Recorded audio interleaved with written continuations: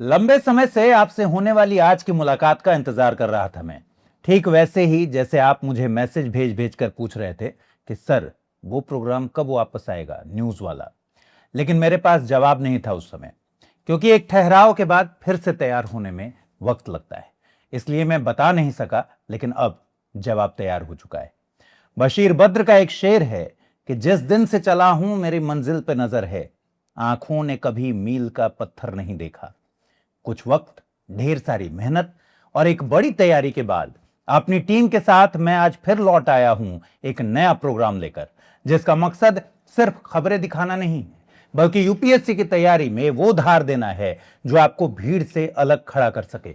इरादा है आपकी यूपीएससी तैयारी को पहले से ज्यादा मजबूत, ज्यादा फोकस्ड और पहले से कहीं ज्यादा पुख्ता बनाना।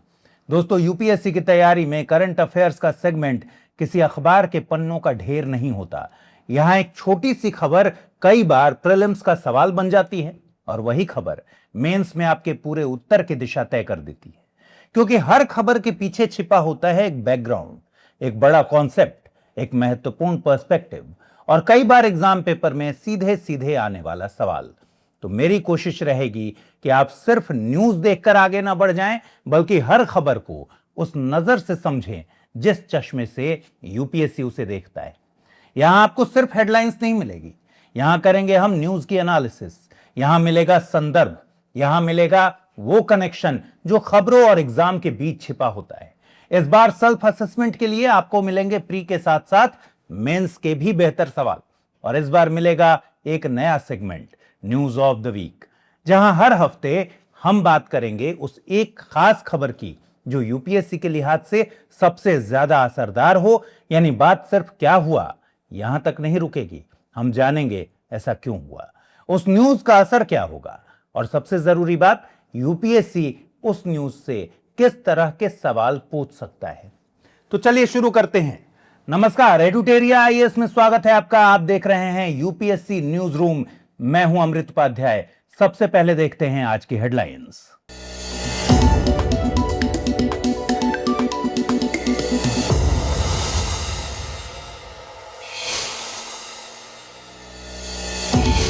कंट्री स्ट्रेटेजिक अपॉर्चुनिटीज प्रोग्राम चर्चा में भारत और international fund for agricultural development ने मिलकर शुरू किया यह कार्यक्रम। मकसद है गरीबी कम करना, लोगों की कमाई बढ़ाना और गांवों को भविष्य की चुनौतियों के लिए मजबूत बनाना। सरकार ने शुरू की सेहत नाम की नई पहल। Indian Council of Medical Research और Indian Council of Agricultural Research की है संयुक्त पहल। मकसद है खेती को लोगों के स्वास्थ्य, पोषण और बेहतर जीवन से सीधे जोड़ना। और सुप्रीम कोर्ट ने one case one data initiative किया शुरू। वन केस वन डेटा है भारत की अदालतों के लिए एक बड़ा डिजिटल सिस्टम। बढ़ेगा अदालतों के बीच तालमेल और तेज होगी केस से जुड़ी प्रक्रिया।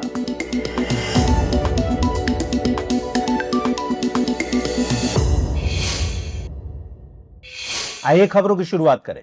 दोस्तों, हाल ही में भारत और international fund for agricultural development यानी आईएफएडी ने मिलकर 8 साल का कंट्री स्ट्रेटेजिक अपॉर्चुनिटीज प्रोग्राम 2026 से 2033 शुरू किया है। आइए समझते हैं ये क्या है। दरअसल ये प्रोग्राम गांवों और ग्रामीण इलाकों के लिए एक बड़ा प्लान है। इसका मकसद गरीबी को कम करना, लोगों की कमाई को बढ़ाना और गांवों को भविष्य की चुनौतियों के लिए मजबूत बनाना है। यह योजना 2026 से 2033 तक चलेगी और विकसित भारत 2047 के लक्ष्य को ध्यान में रखकर बनाई गई है। यह योजना ऐसे समय में लाई गई है जब भारत ने गरीबी को कम करने में बहुत प्रगति की है, लेकिन समस्या पूरी तरह अभी खत्म नहीं हुई। आंकड़ों को देखें तो 2004 में देश में बहुत ज्यादा गरीबी थी, लगभग 40% के आसपास, जो 2022 तक घटकर 2.3% रह गई। लेकिन इसके बाद भी करीब 11% लोग अभी भी मल्टी डायमेंशनल पॉवर्टी में हैं। इसका मतलब सिर्फ पैसों की कमी नहीं है, बल्कि शिक्षा, स्वास्थ्य, पोषण और जरूरी सुविधाओं की कमी भी है। इसलिए ये योजना सिर्फ पैसे देने तक सीमित नहीं है, बल्कि लोगों की पूरी जिंदगी को बेहतर बनाने पर फोकस करती है। इस योजना के 2 प्रमुख लक्ष्य हैं। पहला, गांवों और ग्रामीण लोगों को आर्थिक, सामाजिक और क्लाइमेट चेंज जैसी चुनौतियों से निपटने के लिए मजबूत बनाना, और दूसरा, जो योजनाएं सफल हों उन्हें और बेहतर तरीके से लागू करना और ज्यादा जगहों तक पहुंचाना। अब ये योजना कहां लागू होगी? योजना में हिमालयी क्षेत्र के कमजोर राज्य, भारत के 10 सबसे गरीब राज्य और 112 एस्पिरेशनल डिस्ट्रिक्ट शामिल हैं। लाभ पाने वालों में गरीबी रेखा से नीचे रहने वाले परिवार, छोटे किसान, भूमिहीन लोग, मछुआरे, महिला मुखिया वाले परिवार, युवा और दिव्यांग लोग शामिल होंगे। इसके अलावा एससी, एसटी, पशुपालक, मछुआरे और जंगलों पर निर्भर समुदायों पर भी विशेष ध्यान दिया जाएगा। आइए अब बात कर लेते हैं आईएफएडी की, international fund for agricultural development. संयुक्त राष्ट्र की एक विशेष संस्था है। इसकी शुरुआत हुई थी 1977 में। इसका मुख्यालय रोम, इटली में है और इसके 180 सदस्य देश हैं।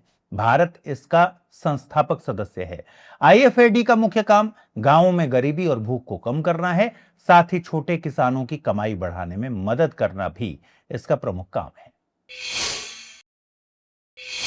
आइए अगली खबर देखें। हाल ही में सेहत यानी science excellence for health through agricultural transformation नाम की एक नई पहल शुरू की गई है।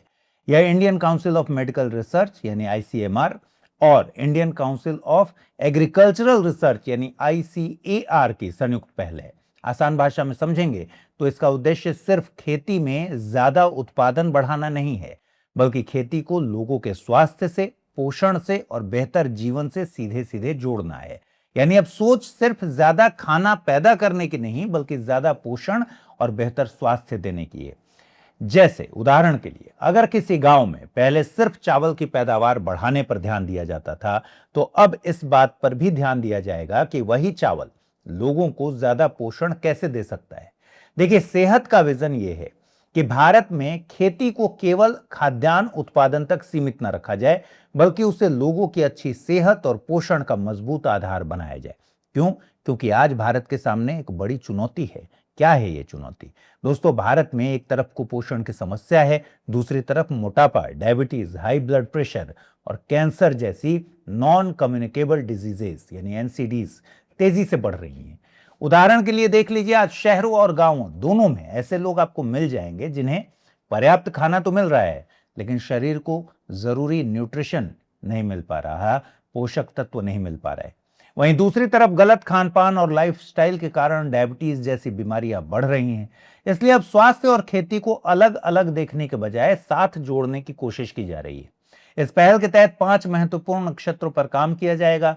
पहला है बायो फोर्टिफाइड और न्यूट्रिएंट रिच फसलों का विकास। देखिए, बायो फोर्टिफिकेशन सुना होगा आपने। इसका मतलब क्या है? ऐसी फसलें तैयार करना जिनमें प्राकृतिक रूप से ज्यादा पोषक तत्व हों। उदाहरण के लिए, यदि सामान्य गेहूं में आयरन कम है, तो ऐसी नई किस्म विकसित कर लीजिए जिसमें ज्यादा आयरन हो, जिससे एनीमिया जैसी समस्या को कम करने में मदद मिले। और इसी तरह जिंक युक्त चावल बच्चों के बेहतर विकास में मदद कर सकता है। दूसरा क्षेत्र है इंटीग्रेटेड फार्मिंग सिस्टम को मजबूत बनाना। इसका मतलब है खेती, पशुपालन, मछली पालन और दूसरी गतिविधियों को साथ जोड़कर ऐसा मॉडल बनाना जिससे लोगों का खान पान बेहतर हो, किसानों की आय बढ़े और खेती ज्यादा सुरक्षित बने। उदाहरण के लिए, अगर कोई किसान सिर्फ गेहूं उगाने के बजाय खेती के साथ डेयरी और मछली पालन भी करे, तो उसकी आय कई स्रोतों से होगी और किसी एक फसल के खराब हो जाने पर पूरा नुकसान नहीं होगा। तीसरा क्षेत्र है कृषि श्रमिकों की स्वास्थ्य सुरक्षा। खेतों में काम करने वाले लोगों को कई बार कीटनाशकों, मशीनों और कठिन परिस्थितियों के कारण स्वास्थ्य संबंधी खतरे होते हैं। उदाहरण के लिए, बिना सुरक्षा उपकरणों के अगर कीटनाशक छिड़कने वाले किसान हैं, तो उन्हें सांस और त्वचा संबंधी समस्याएं हो सकती हैं। सेहत ऐसी समस्याओं पर शोध और वैज्ञानिक उपायों के जरिए काम करेगा। वहीं चौथा है नॉन कम्युनिकेबल डिजीजेस की रोकथाम। इसमें ऐसी फसलों और फंक्शनल फूड्स को शामिल किया जाता है, बढ़ावा दिया जाता है जो लोगों के स्वास्थ्य को बेहतर कर सके, बीमारियों के खतरे को कम कर सके। उदाहरण के लिए, फाइबर से भरपूर अनाज जैसे बाजरा या पोषक तत्वों से भरपूर खाद्य पदार्थों का सेवन। डायबिटीज और मोटापे के खतरे को कम करना है तो इससे बेहतर कोई उपाय नहीं। पांचवा और अंतिम क्षेत्र है वन हेल्थ अप्रोच। इसका मतलब है इंसानों, जानवरों और पर्यावरण को अलग अलग न देखकर एक साथ समझिए, क्योंकि कई बीमारियां जानवरों और पर्यावरण के जरिए इंसानों तक पहुंचती हैं, इसलिए इनके बीच तालमेल जरूरी है। उदाहरण के लिए बर्ड फ्लू, इस तरह की बीमारी पहले पक्षियों में फैलती है लेकिन बाद में इंसानों को भी प्रभावित कर सकती है। इसलिए इंसानों, पशुओं और पर्यावरण को साथ देखकर काम करना जरूरी है।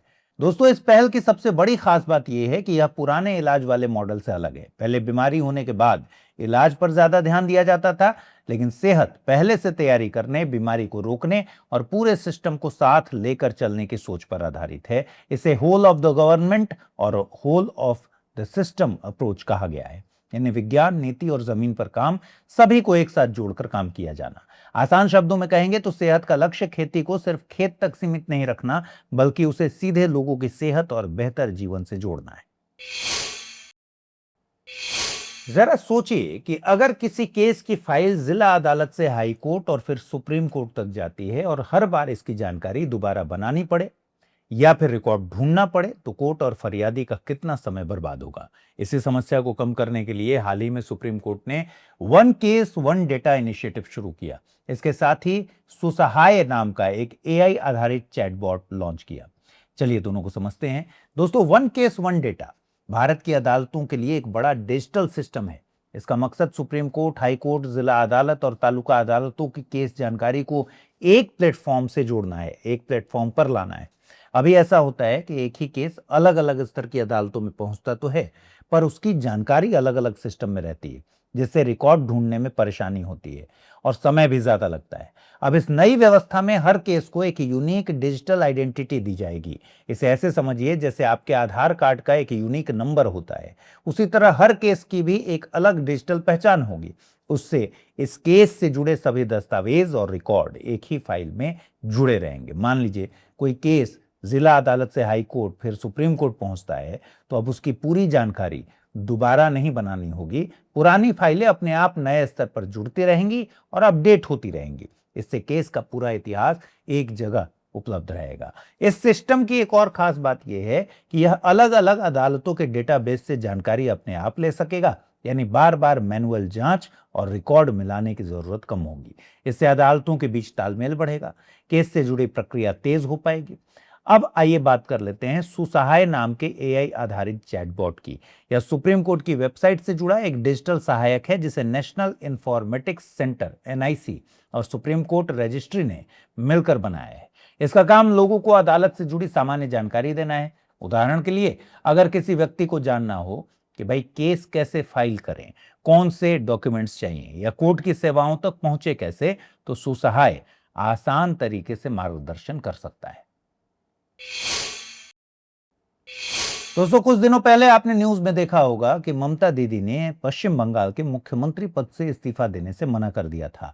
क्या आपके मन में भी सवाल आया कि ऐसी सिचुएशन में आखिर संविधान क्या निर्देशित करता है? आइए समझते हैं।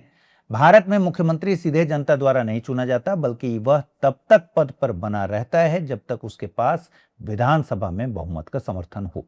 इसलिए अगर चुनाव में उसकी पार्टी हार जाए और फिर भी मुख्यमंत्री इस्तीफा देने से मना कर दे, तो संविधान इस स्थिति से निपटने का तरीका बताता है।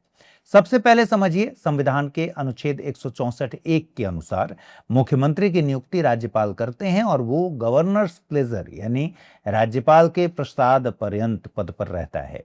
लेकिन इसका मतलब ये नहीं है कि राज्यपाल मनमर्जी से मुख्यमंत्री को हटा सकते हैं। भाई, सुप्रीम कोर्ट ने साफ साफ कहा है कि मुख्यमंत्री तभी तक पद पर रह सकता है जब तक विधानसभा का बहुमत उसके साथ हो।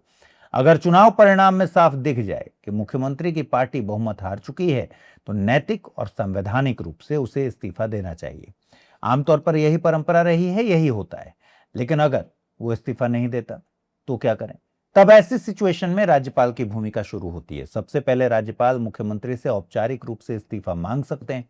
अगर नई विधानसभा के चुनाव परिणाम घोषित हो चुके हों और किसी दूसरी पार्टी या गठबंधन को स्पष्ट बहुमत मिल गया हो, तो राज्यपाल उस पार्टी के नेता को सरकार बनाने के लिए बुला सकते हैं। अगर स्थिति विवादित हो और यह स्पष्ट न हो कि किसके पास बहुमत है, तो राज्यपाल फ्लोर टेस्ट कराने का आदेश देते हैं।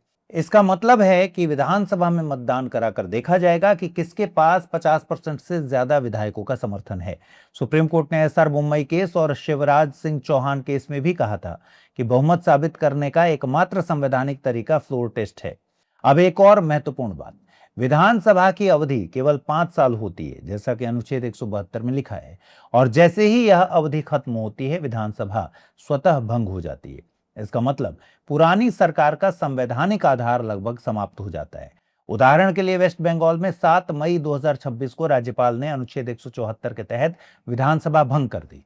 अगर इसके बाद भी मुख्यमंत्री पद छोड़ने से इनकार करें तो राज्यपाल मंत्रिपरिषद को बर्खास्त कर सकते हैं। और अगर ऐसी सिचुएशन आ जाए कि नई सरकार बन ही नहीं पा रही हो और संवैधानिक संकट पैदा हो जाए तो राज्यपाल राष्ट्रपति को रिपोर्ट भेज सकते हैं कि राज्य में कॉन्स्टिट्यूशनल मशीनरी फेल हो गई है। इसके आधार पर अनुच्छेद 356 के तहत राष्ट्रपति शासन लगाया जा सकता है। हालांकि चुनाव हारने के बाद भी कोई उम्मीदवार कानूनी चुनौती दे सकता है। आरपीए 1951 यानी जन प्रतिनिधित्व अधिनियम 1951 की धारा 100 के तहत वो हाई कोर्ट में इलेक्शन पिटीशन दाखिल कर सकता है। इसके लिए 45 दिनों की समय सीमा होती है। इसी के बीच में आरोप लगाया जा सकता है कि चुनाव में भ्रष्ट आचरण हुआ या चुनावी नियमों का उल्लंघन हुआ। यानी आसान शब्दों में कहें तो भारत में मुख्यमंत्री की कुर्सी केवल चुनाव जीतने से नहीं बल्कि विधानसभा के बहुमत से चलती है। अगर बहुमत खत्म हो जाए तो चाहे मुख्यमंत्री इस्तीफा दें या नहीं, अंततः संविधान, राज्यपाल और फ्लोर टेस्ट की प्रक्रिया सत्ता परिवर्तन का रास्ता बताती है। दोस्तों, जब भी किसान गन्ना उगाते हैं तो सबसे बड़ा सवाल होता है कि उन्हें इनकी फसल का सही दाम मिलेगा या नहीं। इसी को तय करने के लिए सरकार फेयर एंड रेम्यूनरेटिव प्राइस यानी एफआरपी तय करती है। अब खबर यह है कि सरकार ने 2026-27 सीजन के लिए गन्ने का एफआरपी बढ़ाकर 365 रुपए प्रति क्विंटल कर दिया है। इसका मतलब है कि अब चीनी मिलों को किसानों से खरीदे गए हर क्विंटल गन्ने के बदले कम से कम 365 रुपया देना होगा। इससे कम भुगतान करना कानून का उल्लंघन माना जाएगा। लेकिन एफआरपी, एमएसपी और एसएपी, इन तीनों शब्दों को लेकर लोगों में काफी कंफ्यूजन रहता है। कई लोग सोचते हैं कि ये तीनों एक ही चीज हैं, जबकि असल में इनके काम और नियम अलग अलग हैं। आइए इसे बहुत आसान भाषा में समझ लें। सबसे पहले एमएसपी को समझिए। एमएसपी यानी मिनिमम सपोर्ट प्राइस।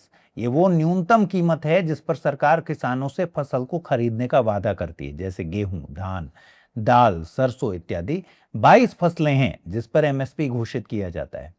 मान लीजिए सरकार ने गेहूं का एमएसपी 2500 रुपए प्रति क्विंटल तय किया। अब अगर बाजार में गेहूं का भाव गिरकर 2200 रुपए हो जाए तो सरकार तो एमएसपी पर खरीद के किसानों को राहत देने की कोशिश करती है। लेकिन यहाँ एक बात ध्यान रखिए, बात यह है कि सरकार हर किसान की पूरी फसल खरीद ले ये जरूरी नहीं होता। इसलिए एमएसपी को पूरी तरह से कानूनी गारंटी नहीं माना जा सकता। एक और बात है कि एमएसपी तय करने का काम cabinet Committee on Economic affairs करती है, यानी केंद्र सरकार करती है। यह price commission for agricultural costs and prices की सिफारिश पर तय होता है। अब आते हैं एफआरपी पर। एफआरपी सिर्फ गन्ने के लिए लागू होता है। इसे केंद्र सरकार तय करती है। मान लीजिए किसी किसान ने गन्ना उगाया और उसका एफआरपी 365 रुपए प्रति क्विंटल तय है। अब चीनी मिल किसानों को इससे कम पैसा नहीं दे सकती। अगर मिल कम भुगतान करे तो उसके खिलाफ कानूनी कार्रवाई भी हो सकती है। यानी एमएसपी में सरकार जरूरत पड़ने पर खरीदती है, लेकिन एफआरपी में चीनी मिलों के लिए भुगतान करना कानूनी रूप से जरूरी होता है। यही कारण है कि एफआरपी को गन्ना किसानों के लिए ज्यादा मजबूत सुरक्षा माना जाता है। एक और इंपॉर्टेंट बात यह है, एफआरपी तय करने का काम भी Cabinet Committee on Economic Affairs ही करती है। इससे सवाल पूछे जाते हैं। इसके लिए भी commission for agricultural costs and prices किसानों की लागत, खेती का खर्च, मुनाफा, बाजार की स्थिति, इन सबको देखते हुए सिफारिश देता है। अब एसएपी को समझिए। एसएपी यानी स्टेट एडवाइज्ड प्राइस। इससे कुछ राज्य सरकारें गन्ने की कीमत तय करने के लिए फिक्स करती हैं, जैसे कि उत्तर प्रदेश सरकार हो गई, पंजाब, हरियाणा। कई बार राज्य सरकारें किसानों को ज्यादा फायदा देने के लिए एफआरपी से भी ऊंचा दाम तय कर देती हैं, लगाती हैं। उदाहरण के लिए अगर केंद्र सरकार ने एफआरपी 365 रुपए तय किया और उत्तर प्रदेश सरकार ने एसएपी 400 रुपए तय कर दिया, यानी कि करीब 35 रुपए ज्यादा, तो उस राज्य की चीनी मिलों को किसानों को 400 रुपए ही देने होंगे। आसान शब्दों में कहें तो एमएसपी किसानों को सरकारी सहारा देता है, एफआरपी गन्ना किसानों को कानूनी सुरक्षा देता है और एसएपी राज्यों द्वारा दिया गया अतिरिक्त फायदा होता है।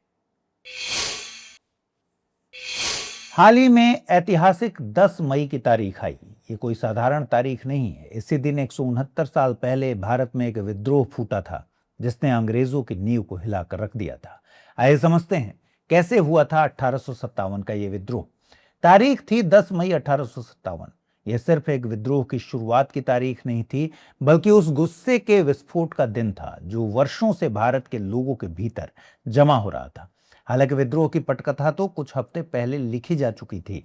दरअसल अंग्रेजों की ईस्ट इंडिया कंपनी अब धीरे धीरे व्यापारी से शासक बन चुकी थी और उसकी नीतियों ने भारतीय समाज के लगभग हर वर्ग को नाराज किया था। कंपनी ने किसानों पर भारी लगान लगाया था, राजाओं के राज्यों को विलय कर लिया गया था, जमींदारों और तालुकेदारों के अधिकार छीन लिए गए थे और सामाजिक धार्मिक मामलों में हस्तक्षेप हो रहा था। इन्हीं सब कारणों से भारतीय जनमानस में एक असंतोष जन्मा। वहीं सबसे बड़ा झटका 1856 में अवध के विलय से लगा। अंग्रेजों ने कुशासन का आरोप लगाकर अवध को अपने कब्जे में ले लिया, जबकि वहां की नवाबी सत्ता उनके साथ समझौते निभा रही थी। अवध इसलिए भी महत्वपूर्ण था क्योंकि अंग्रेजी सेना में लगभग 75,000 सैनिक वहीं से आते थे और लगभग हर किसान परिवार का कोई सदस्य सेना में था। इसलिए अवध का दर्द सीधे सिपाहियों का दर्द बना और इसी माहौल में मंगल पांडे सामने आए। उनका जन्म बलिया जिले के नगवा गांव में हुआ था। वे 34वीं बंगाल नेटिव इन्फेंट्री के सिपाही थे। इसी दौरान अंग्रेजों ने नई एनफील्ड राइफल लागू की, जिसके कारतूस को दांतों से काटना पड़ता था और यह अफवाह फैल गई कि उन पर गाय और सूअर की चर्बी लगी है। हिंदू और मुस्लिम दोनों सैनिकों ने इसे अपने धर्म पर हमला माना। इसी बैकग्राउंड में 29 मार्च 1857 को बैरकपुर छावनी में मंगल पांडे ने अपने ब्रिटिश अधिकारी पर गोली चला दी। फिर उन्हें गिरफ्तार किया गया और 8 अप्रैल 1857 को फांसी दे दी गई। यह मामला अब आग की तरह फैल चुका था। इसके बाद 24 अप्रैल को मेरठ में 90 भारतीय सैनिकों ने कारतूस लेने से इनकार किया। इनमें से 85 को कोर्ट मार्शल कर 10 साल की सजा दे दी गई और 9 मई को सबके सामने बेइज्जत कर कैद कर लिया गया। अगले ही दिन यानी 10 मई 1857 की शाम मेरठ के भारतीय सैनिकों का गुस्सा फूटा। उन्होंने जेल तोड़ दिया, अपने साथियों को छुड़ाया, अंग्रेज अधिकारियों पर हमला किया और दिल्ली की तरफ बढ़ चले।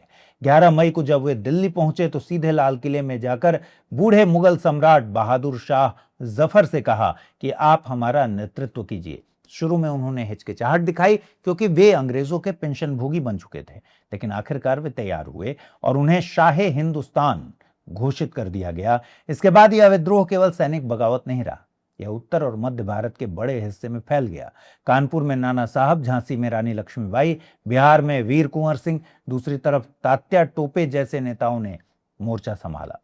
विद्रोह में गांवों के किसान, बेदखल तालुकेदार और आम लोग भी शामिल होने लगे। सरकारी इमारतें जलाई गईं, खजाने लूटे गए और अंग्रेजी शासन कुछ समय के लिए कई इलाकों से गायब हो गया। लेकिन क्रांतिकारियों के सामने बड़ी चुनौतियां थीं।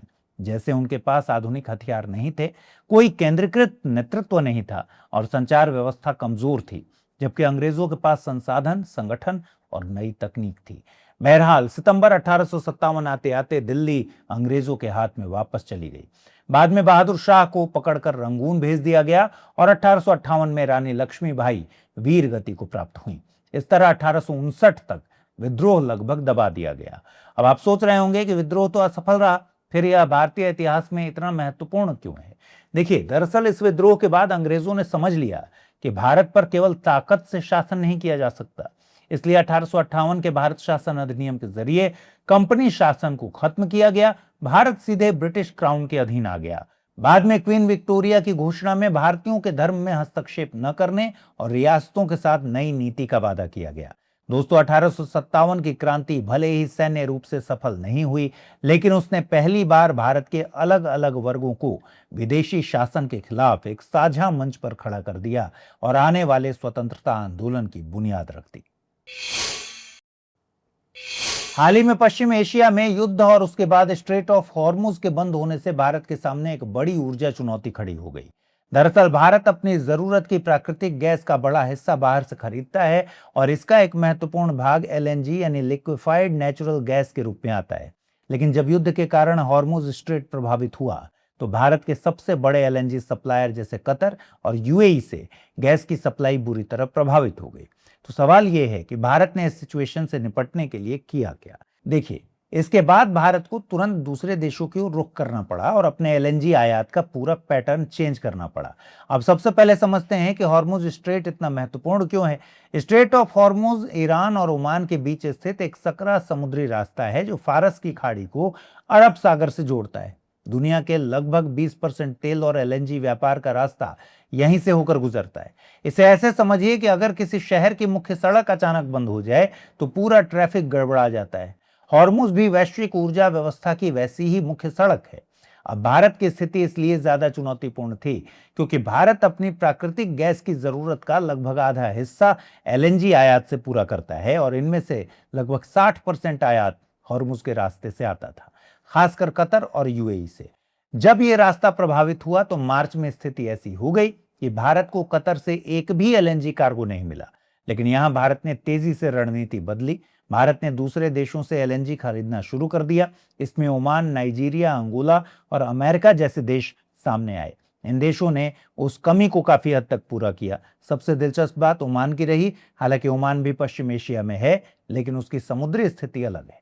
उसके पास अरब सागर की ओर सीधा समुद्री रास्ता है और उसे हॉर्मुज पर पूरी तरह निर्भर नहीं रहना पड़ता। इसलिए वह भारत के लिए एक बड़ी मदद साबित हुआ। मार्च और अप्रैल के दौरान ओमान भारत के प्रमुख एलएनजी सप्लायर्स में शामिल हो गया। अमेरिका ने भी भारत की मदद की है। पहले भारत अमेरिका से औसतन लगभग 0.24 मिलियन टन एलएनजी प्रति महीने खरीद रहा था, लेकिन संकट के दौरान यह बढ़कर लगभग 0.31 मिलियन टन प्रति महीने हो गया।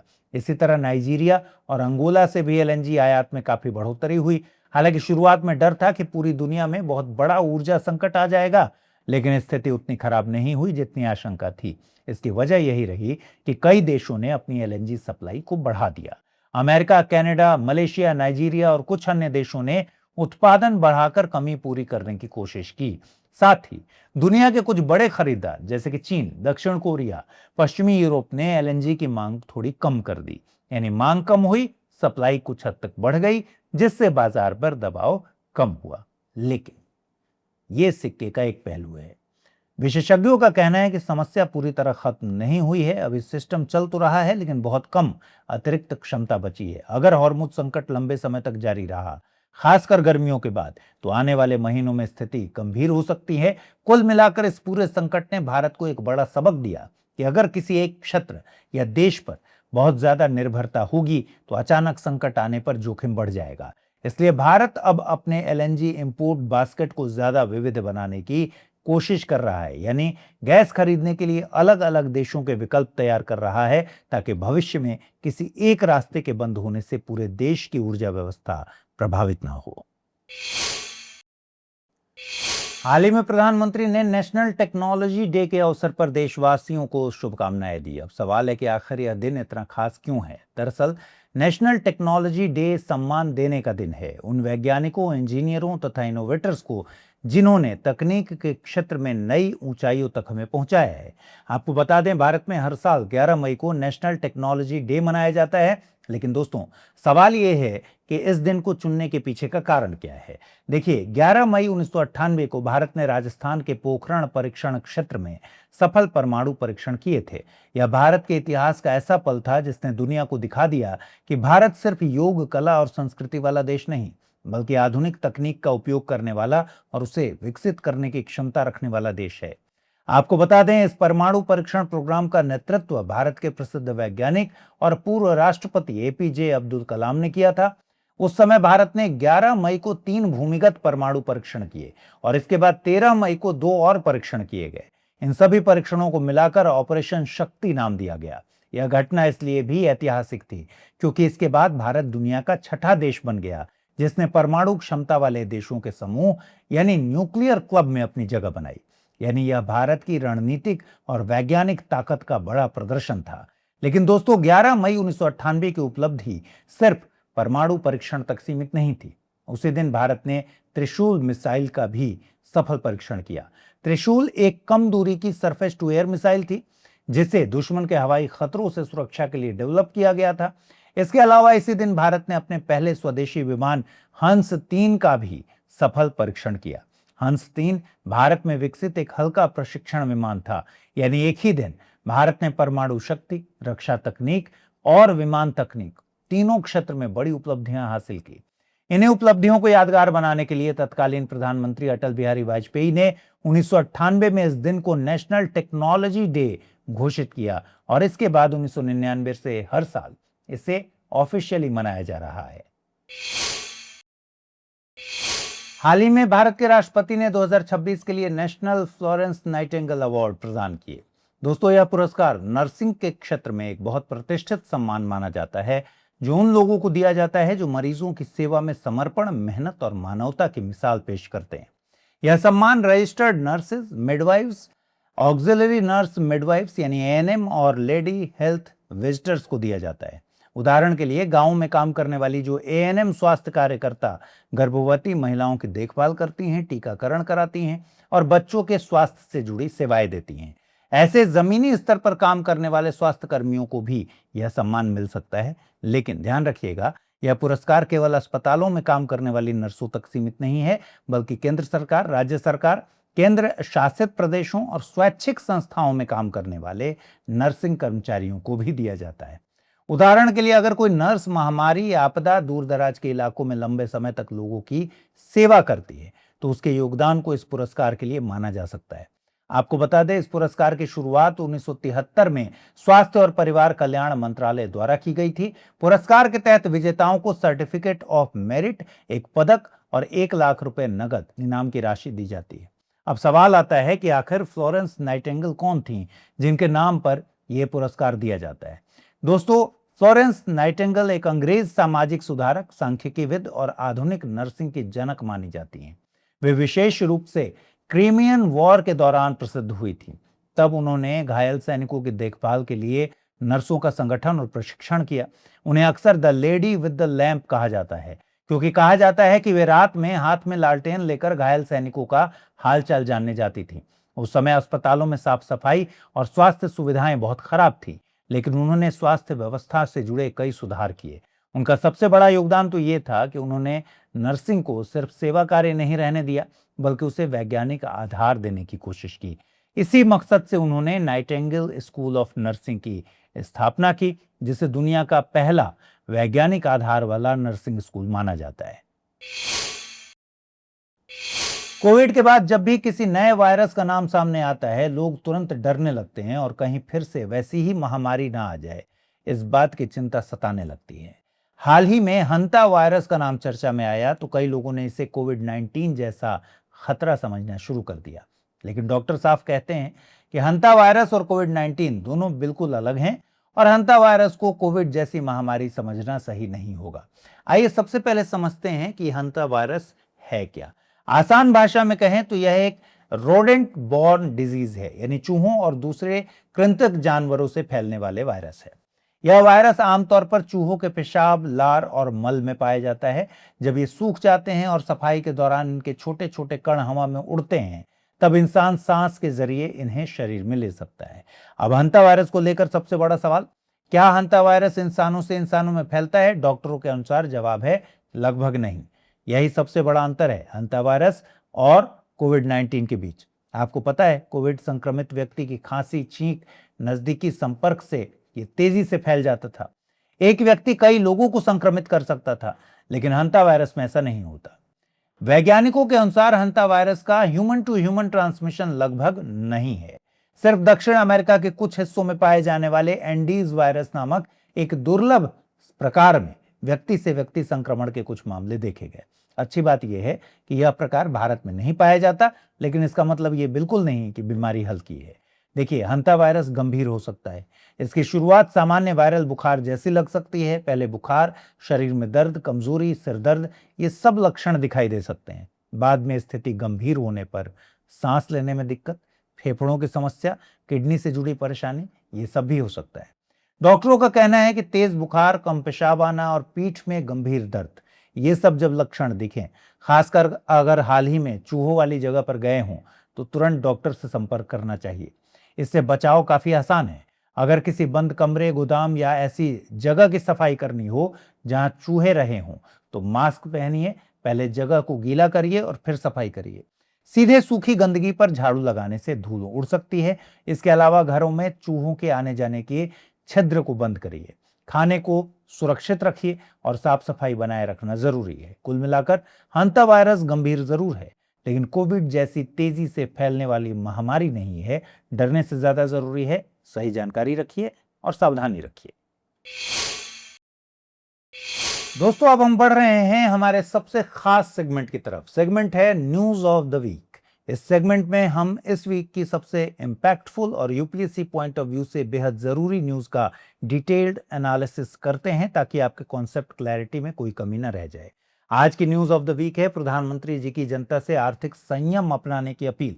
हाल ही में प्रधानमंत्री ने लोगों से एक अपील की कि गैर जरूरी सोना खरीदना कम करिए, विदेश यात्राएं टालिए, पेट्रोल डीजल की खपत घटाइए और पब्लिक ट्रांसपोर्ट और ईवी का इस्तेमाल बढ़ाइए। अब पहली नजर में तो यह सामान्य सलाह लग सकती है, लेकिन इसके पीछे भारत की अर्थव्यवस्था का एक बड़ा मुद्दा छिपा है। मुद्दा है फॉरेन एक्सचेंज रिजर्व्स यानी विदेशी मुद्रा भंडार पर बढ़ते दबाव। इसलिए इसे एकदम आसान भाषा में समझते हैं कि सरकार अचानक से आर्थिक संयम को बनाने की बात क्यों कर रही है। सबसे पहले समझिए कि फॉरेन एक्सचेंज रिजर्व्स क्या होते हैं। देखिए, आसान भाषा में समझिएगा तो फॉरेन एक्सचेंज रिजर्व्स यानी विदेशी मुद्रा भंडार किसी भी देश की इमरजेंसी विदेशी संपत्ति है जिसे देश की सेंट्रल बैंक यानी जैसे भारत में आरबीआई है संभाल कर रखता है। इसका उपयोग विदेशों से सामान खरीदने में होता है, आर्थिक संकट से निपटने में, रुपए को स्थिर रखने में और अंतर्राष्ट्रीय भुगतान को करने के लिए किया जाता है। सवाल है कि भारत के फॉरेन एक्सचेंज रिजर्व में आखिर क्या क्या शामिल होता है। सबसे पहला हिस्सा होता है फॉरेन करेंसी एसेट्स एफसीए का। यही भारत के विदेशी मुद्रा भंडार का सबसे बड़ा हिस्सा होता है। इसमें डॉलर, यूरो, पाउंड, येन जैसी विदेशी मुद्राएं और उनसे जुड़ी सरकारी प्रतिभूतियां या बैंक डिपॉजिट शामिल होते हैं। जैसे कि आरबीआई अमेरिकी सरकारी बॉन्ड खरीद सकता है या विदेशी बैंकों में डॉलर रख सकता है। भारत के कुल फॉरेक्स रिजर्व का सबसे बड़ा हिस्सा इसी कैटेगरी में आता है। एफसीए का दूसरा हिस्सा होता है गोल्ड रिजर्व्स का यानी सोने का भंडार। आरबीआई भी सोना खरीद कर रखता है। यह सोना भारत और विदेशों दोनों जगह सुरक्षित रखा जाता है। आर्थिक संकट या वैश्विक अनिश्चितता के दौर में सोना एक सुरक्षित संपत्ति माना जाता है, इसलिए कई देश अपने विदेशी मुद्रा भंडार में सोना रखते हैं। दोस्तों, तीसरा हिस्सा होता है एसडीआर यानी स्पेशल ड्रॉइंग राइट्स। ये इंटरनेशनल मॉनेटरी फंड आईएमएफ द्वारा बनाई गई एक विशेष अंतर्राष्ट्रीय रिजर्व संपत्ति है। इसे आप एक तरह की अंतर्राष्ट्रीय रिजर्व करेंसी की तरह समझ सकते हैं। जरूरत पड़ने पर कोई देश एसडीआर को दूसरी विदेशी मुद्राओं में बदल सकता है। वहीं चौथा हिस्सा होता है रिजर्व ट्रेंच पोजीशन आरटीपी इन आईएमएफ। आसान भाषा में समझिए तो आईएमएफ में भारत का जो हिस्सा जमा रहता है उसमें से जरूरत पड़ने पर भारत तुरंत कुछ राशि निकाल सकता है। यही रिजर्व ट्रेंच पोजीशन कहलाता है। दोस्तों, जब भी भारत को विदेशों से तेल, मशीनें या दूसरी चीजें खरीदनी होती हैं तो भुगतान डॉलर में होता है। इसलिए जितना मजबूत विदेशी मुद्रा भंडार होगा उतनी अर्थव्यवस्था सुरक्षित मानी जाएगी। लेकिन हाल ही में भारत का विदेशी मुद्रा भंडार सिर्फ 2 महीनों में लगभग 38 अरब डॉलर घट गया है और करीब 691 अरब डॉलर तक पहुंच गया है। इससे नीति बनाने वालों की चिंता बढ़ी है। अब सवाल है कि आखिर डॉलर जा कहां रहा है। डॉलर खर्च होने का सबसे बड़ा हिस्सा है गोल्ड इंपोर्ट्स यानी सोने का आयात। भारत दुनिया का दूसरा सबसे बड़ा सोना खरीदने वाला देश है। फाइनेंशियल ईयर 26 में भारत का गोल्ड इंपोर्ट बिल लगभग 72 अरब डॉलर तक पहुंच गया। ध्यान दीजिए, सिर्फ 2 साल पहले यह लगभग 35 अरब डॉलर था, यानी 2 साल में लगभग दोगुना हो गया। अब यहां एक महत्वपूर्ण बात समझना है। अगर आरबीआई सोना खरीदता है तो वो एक स्ट्रैटेजिक इन्वेस्टमेंट माना जाता है, रणनीतिक निवेश माना जाता है। लेकिन जब लोग विदेशों से ज्यादा सोना खरीदते हैं तो डॉलर बाहर जाता है और इससे करंट अकाउंट डेफिसिट यानी सीएडी बढ़ता है। सीएडी को आसान भाषा में समझना हो तो जब कोई देश विदेशों से खरीदी ज्यादा करता है, ज्यादा खरीदता है और बेचता कम है, तो दोनों के बीच जो अंतर बनता है वही है करंट अकाउंट डेफिसिट। इसलिए अगर लोगों को नया सोना विदेशों से कम खरीदना पड़े तो इससे डॉलर की बचत होगी और करंट अकाउंट डेफिसिट यानी सीएडी कम होगा। ज्यादा सोना खरीदना इस घाटे को बढ़ाता है क्योंकि सोना कोई उत्पादन नहीं करता, बस डॉलर बाहर ले जाता है। अब मोदी जी की अपील करने की दूसरी बड़ी वजह है विदेश यात्राएं। दोस्तों, कोविड के बाद भारतीयों का विदेश घूमने का ट्रेंड बहुत तेजी से बढ़ा है। 2025 में लगभग 3.27 करोड़ भारतीय विदेश गए। वहीं विदेश से भारत आने वाले पर्यटकों की संख्या इससे काफी कम थी। इसका असर सीधे डॉलर पर पड़ता है। यहां लिबरलाइज्ड रेमिटेंस स्कीम एलआरएस को समझना पड़ेगा। इसके तहत भारतीय लोग विदेशों में पढ़ाई, निवेश, यात्रा या दूसरे कामों के लिए पैसा भेज सकते हैं। फाइनेंशियल ईयर 25 में एलआरएस के जरिए लगभग 29.56 अरब डॉलर बाहर गए। इनमें से सिर्फ विदेश यात्रा पर लगभग 17 अरब डॉलर खर्च हुए और फाइनेंशियल ईयर 26 के पहले 11 महीनों में विदेश यात्रा और डेस्टिनेशन वेडिंग जैसे खर्च कुल एलआरएस का आधे से ज्यादा हिस्सा थे। यानी आसान शब्दों में कहें तो लोग विदेशों में छुट्टियां मना रहे हैं, शादियां कर रहे हैं और बड़ी मात्रा में डॉलर बाहर जा रहा है। इसी कारण हमारे प्रधानमंत्री ने कहा कि अगर जरूरी ना हो तो कुछ समय के लिए विदेश यात्राएं टालें, घरेलू पर्यटन को बढ़ावा दें। अब अपील करने की तीसरी बड़ी वजह को समझिए। तीसरी बड़ी वजह है तेल की खरीद में डॉलर खर्च होना।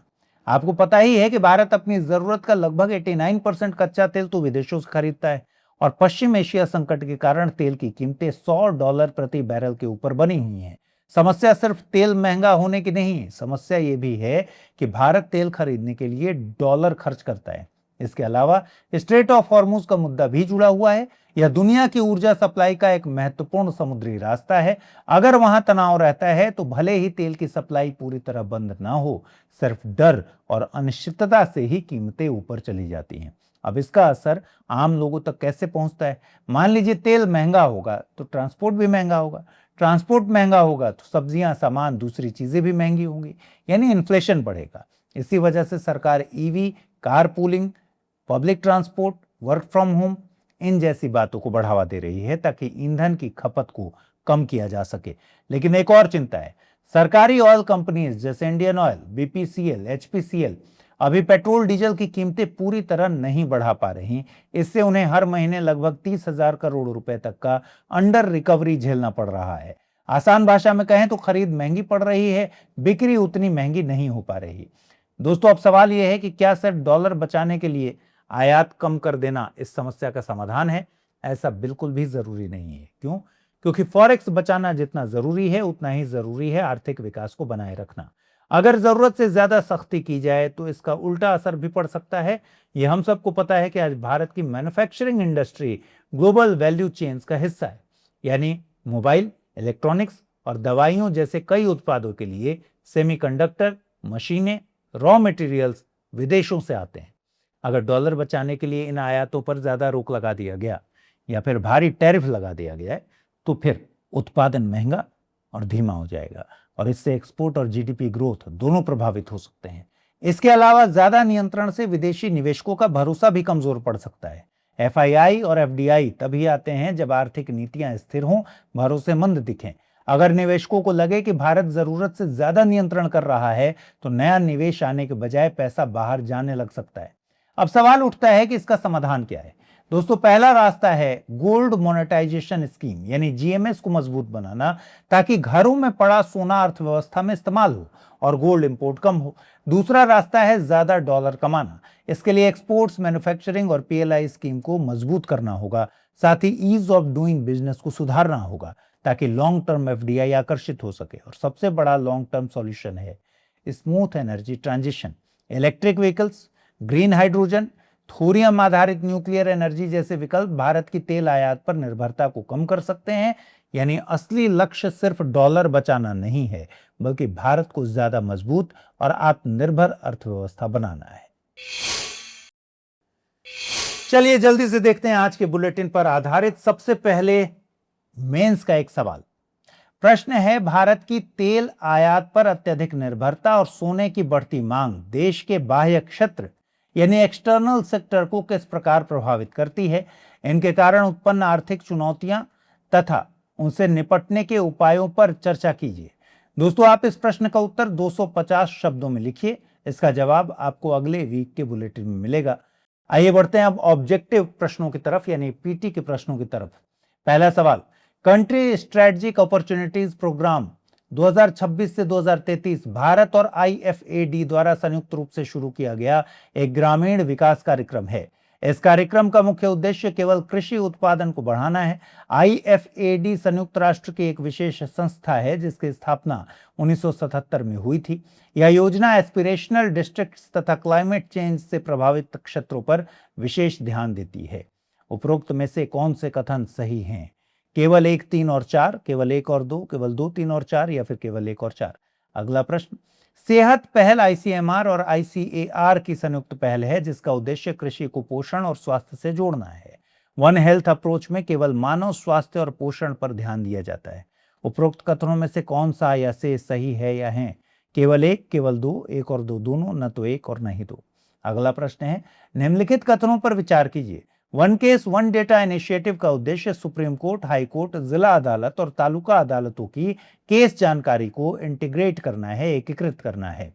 इस पहल के तहत प्रत्येक केस को एक यूनिक डिजिटल आइडेंटिटी दी जाएगी।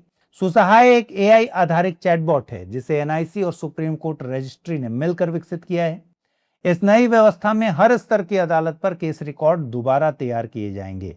उपरोक्त में से कौन सा या से कथन सही है या है? केवल एक, दो और तीन, केवल एक और चार, केवल दो, तीन और चार, या फिर केवल एक, तीन और चार। अगला प्रश्न है, निम्नलिखित कथनों पर विचार कीजिए। भारत में मुख्यमंत्री सीधे जनता द्वारा चुना जाता है। मुख्यमंत्री अनुच्छेद 164(1) के अनुसार नियुक्त होता है राज्यपाल के द्वारा। सुप्रीम कोर्ट ने एसआर मुंबई केस में कहा था कि बहुमत साबित करने का सर्वोत्तम तरीका फ्लोर टेस्ट है। अनुच्छेद 356 का संबंध राज्य में कॉन्स्टिट्यूशनल मशीनरी फेलियर से है। उपरोक्त में से कौन सा या से कथन सही है या है? केवल दो और तीन, केवल दो, तीन और चार, केवल एक, दो और चार, या फिर केवल एक और चार। अगला प्रश्न है, निम्नलिखित कथनों पर विचार करें। फेयर एंड रेम्यूनरेटिव प्राइस यानी एफआरपी केवल गन्ने के लिए लागू होता है। मिनिमम सपोर्ट प्राइस यानी एमएसपी के तहत सरकार कानूनी रूप से किसानों की पूरी फसल को खरीदने के लिए बाध्य होती है। स्टेट एडवाइज्ड प्राइस यानी एसएपी कुछ राज्य सरकारों द्वारा तय किया जाता है और यह एफआरपी से अधिक हो सकता है। एफआरपी तय करने के लिए commission for agricultural cost and prices CACP सिफारिश देता है। कौन सा या से कथन सही है या है? केवल एक और दो, केवल एक, तीन और चार, केवल दो, तीन और चार, या फिर केवल एक, दो और चार। अगला प्रश्न, 1857 के विद्रोह के संदर्भ में निम्नलिखित कथनों पर विचार करिए। अवध के विलय ने अंग्रेजी सेना के भारतीय सिपाहियों में असंतोष बढ़ाने में महत्वपूर्ण भूमिका निभाई। मंगल पांडे 34वीं बंगाल नेटिव इन्फेंट्री से जुड़े थे। बहादुर शाह द्वितीय को विद्रोह के बाद अंडमान भेज दिया गया था। 1858 के भारत शासन अधिनियम के बाद ईस्ट इंडिया कंपनी का शासन समाप्त कर भारत सीधे ब्रिटिश क्राउन के अधीन आ गया। उपरोक्त में से कौन सा या से कथन सही है या है? केवल एक और तीन, केवल दो, तीन और चार, केवल एक, दो और चार, या फिर एक, दो, तीन और चार। अगला प्रश्न, ऑपरेशन शक्ति जो नेशनल टेक्नोलॉजी डे के ऐतिहासिक आधार से जुड़ा है, किससे संबंधित था?